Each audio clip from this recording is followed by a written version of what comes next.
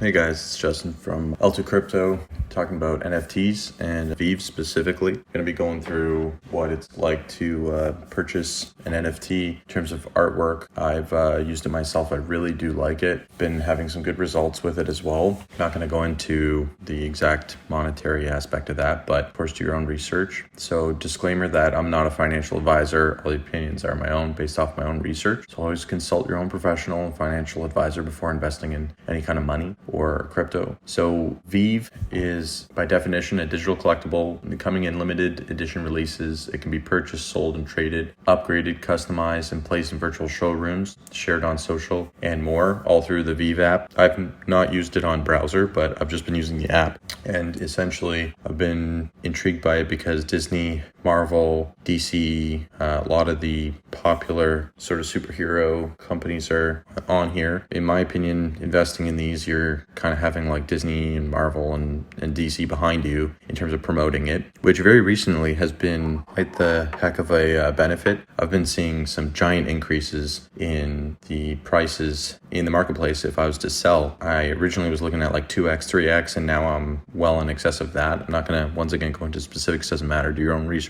I use it on the Apple Store from my iPhone. The experience for me is pretty easy. You have to connect up with your wallet and send in some gems, which are based off of Omi coin, or you can get gems just by like one gem, $1. So if I have my credit card connected up, and then it's just basically directly there, you just transfer over, sort of transferring money from your credit card to your Veve wallet. As far as I know and can tell, everything's sort of 2FA, which is two-factor authentication, pretty secure. I'm pretty confident about it in terms of investing. I think that NFTs, non-fungible token, are pretty secure. A lot of the stories I've been seeing coming out about security issues are basically not taking care of your passwords and being sloppy, as far as I can tell. A little bit about Veve before I get into the experience of it and walk through of what you guys can check out and do, or what the basics would be. This episode, I just basically want to talk about the basics. There's a lot more with Veve that's coming up, and I'll just touch on that, but I'm not going to go too deep. With Veve, their whole thing, they're based out in New Zealand. They have contracts, like I said, with multiple brands like Marvel, Disney, Ghostbusters, DC, Powerpuff Girls, Jurassic Park, Back to the Future. And their whole thing on their website anyway is talking about carbon neutrality. Ethereum, which is a major crypto coin that's out there, is very expensive in terms of gas fees. It costs a lot of money to transfer, to buy and sell. Veve is all about being basically 100% energy efficient. They're using this Omi coin, which it seems is going to offer the ability to be more carbon neutral. They're also keeping approximately $7 million worth of that coin off to the side to ensure that everything is carbon neutral. I'm not sure what that exactly entails, but it seems like the CEO is gung-ho for that. So that's awesome. Good for them. The company itself, Veve, has not been around for too long. It's been a few years as far as I can tell. I've never heard of it until kind of recently. I'd probably say the past 6 months. As the NFT world kind of comes up, that's where this is coming up for me, I guess, on social media, etc. With the basics of Veve, you can buy and sell non-fungible tokens, so artwork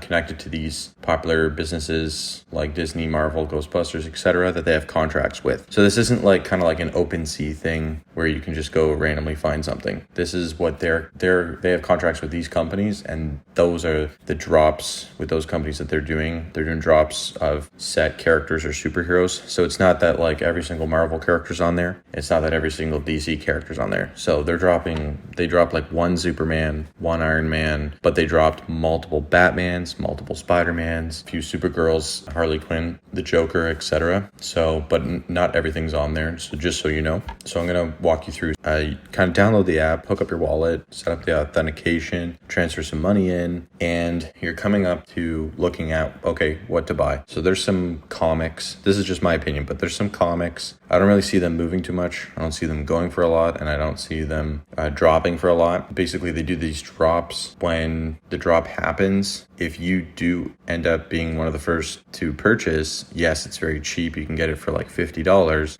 Most of the drops are around $50, no matter pretty much what it is, or 50 gems. But every time I've tried, within the same second, the server crashes and you just can't get it, while you kind of skip to when you can actually get it. So when the marketplace is open and you can purchase it, that's when when the real prices kind of reveal themselves, what people are pricing them at. It's also called floor price, like what the cheapest price somebody's setting their NFT at in the marketplace. Basically, you've tried to get the drop, you more or less can't. Some people can, I've seen on social media, but who knows? I've tried multiple times, I can't. Now you're looking at the marketplace. You're looking at the NFT and you see a Batman, for example. So there's a bunch of different types of Batman, and then you see there's uncommon, common, rare, ultra rare, secret rare, and the secret rare, of course, is the highest, common is the lowest. Pretty much what I've seen so far, and this is so far, so this is the beginning of 2022, the common, uncommon, and even rares are kind of very tough in terms of investing so far within the past 3 months, in my experience, because the prices don't move up much. For Spider-Man and Batman, though, on the rare side, I have seen a lot of price movement. My theory right now, and this is just right now so far, I keep emphasizing that, because, for example, I think the popularity of a Spider-Man movie comes out or Batman movie comes out or something happens there, the price is going to jump. Even if it's rare,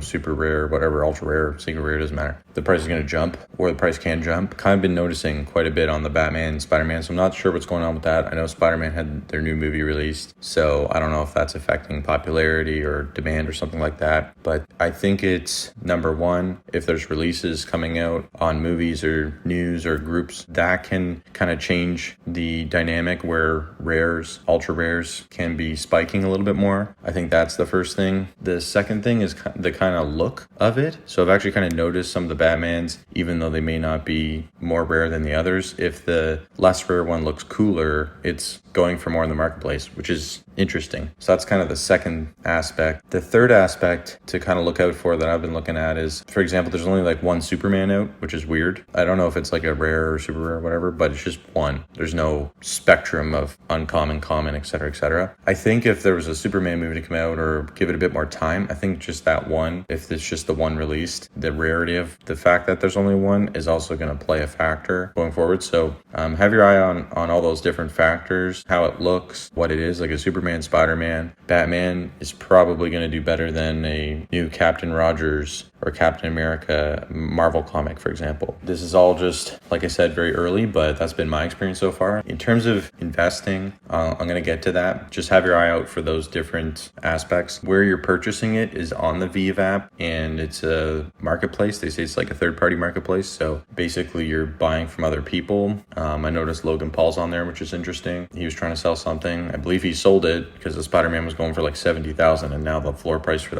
or the lowest price is $100,000. That was just within days. So you're on this marketplace kind of buying and selling. That's where you're buying and selling. It's still on the Veve app, and so I really do like that. Buying and selling, you've bought your Spider-Man, Batman, whatever it is, let's say. You've transferred in your gems. Next step would be, what do I do with this? Obviously, as an investment, whether it's low, medium, or high side, which I always talk about, you can buy more or less, right? If you want to buy more, there's that. If you want to buy more expensive ones or rare, secret rare, there's that. A lot of different options there. I'm kind of going for more of the ultra rare side of things just because of the rarity. There's that aspect to it that gives it a little bit more curb appeal. Yeah, so just kind of holding on to it more long term and just watching the prices rise, which is absolutely fantastic. I think it's seemingly a hedge against inflation, which we're battling right now. I think with the market, the way it's going, there's a lot of issue with the variants and stuff like that, jobs and politics, etc. So this is kind of nice. It's like you actually physically have something. You do have crypto coins and such like that, but I think this is something a little bit more material, which actually brings me to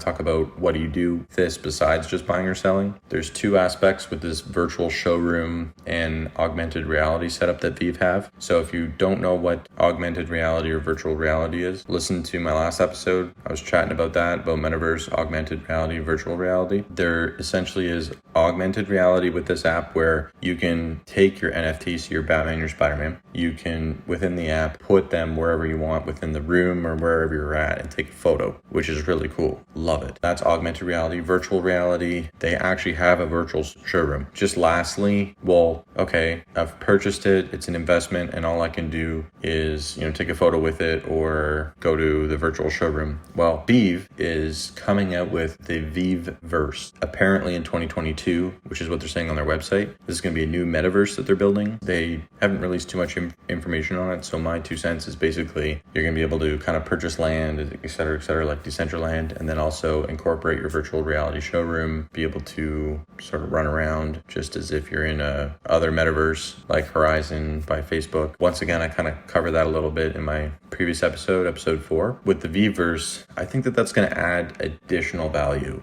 to these NFT. I think, first of all, having companies behind it to promote it, kind of like that. Second of all, to be able to put it in a showroom, take photos with it, kind of a lot more secure than having a painting at home that's going to just age over time. And then the third thing, interacting in the metaverse with it, with Veverse, I think that's really, really cool. You can reasonably sell your NFT at any time as well too. I did myself. I have sold it. I believe it's sold within 2 or 3 hours. That's basically it. When I sold it, I got the gems. So if it's like $100, then I got my 100 gems, for example. Once again, from start to finish, the Veve app is going to allow you to purchase NFTs with these companies, these brands, Marvel, Disney, DC, etc. Go check them out. Go do your own research, of course. Poke around. I hope that this kind of helps. I'm not going to talk too much about the more specifics about transferring OMI coins in and stuff like that. I'm going to cover that in another episode. I'm just myself. I'm on a very basic level with this kind of stuff, so I don't want to lead you guys into something that I can't really back up intellectually as of yet, because there's just so much to this. But I've had a great experience with this. I've been seeing some good gains, and